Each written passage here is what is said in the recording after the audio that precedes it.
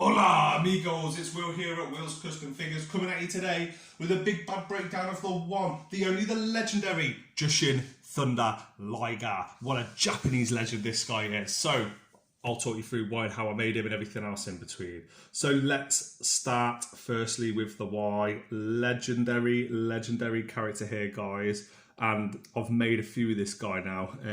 This is probably one of my favourites.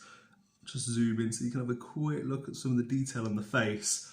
Wow, that is a face only a mother could love. I absolutely love that phrase. Very fitting for this, and absolutely loved working on this Jushin Liger.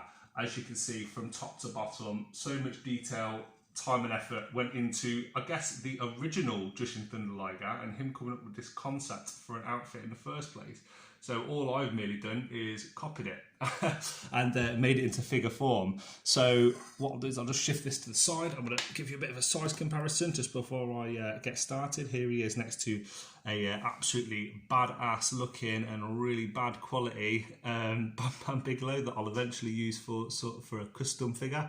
However, for the time being, he is remained alive and he's still in my fodder drawer.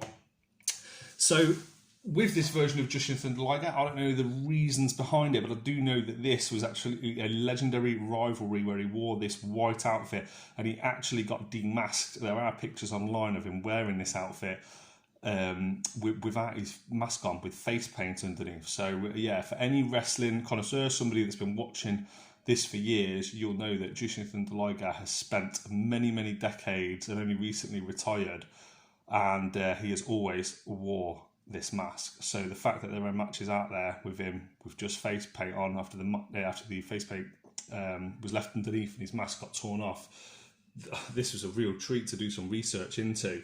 Now, yeah, for me, I always prefer the look with the mask on. I was originally asked if I could do a removable mask, but I don't think my skills are quite there yet to do a removable mask with the face paint version underneath.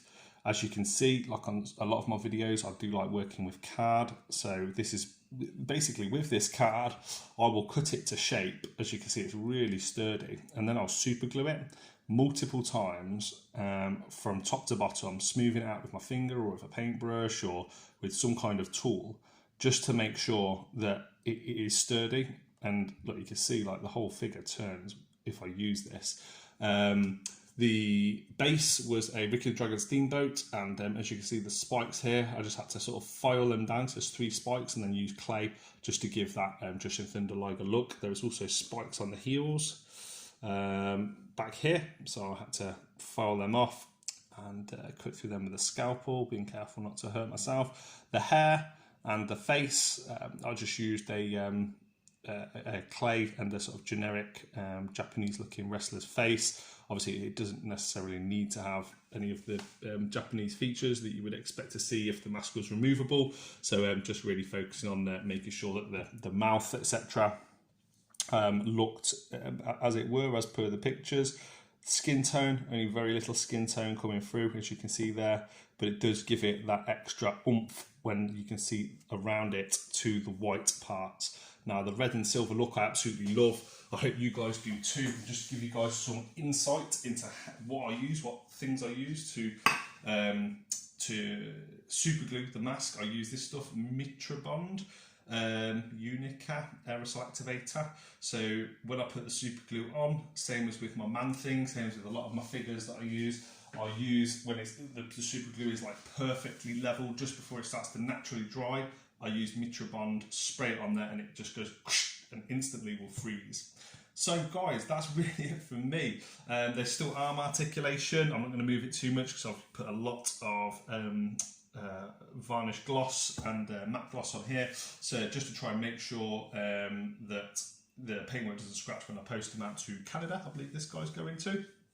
And to protect him from some of the wear and tear, as you can expect. And then I will let his new owner, when he reaches his arrival destination, do some playing around with him. But let me know in the comment section below if you've got any questions, if you want to be able to make one of these, if you just want a head sculpt, if you want anything like that. Always more than happy to answer any questions you guys have. And it's been a treat getting to speak to you guys today. I hope you've enjoyed this video. I hope you've enjoyed Jushin Thunder Liger.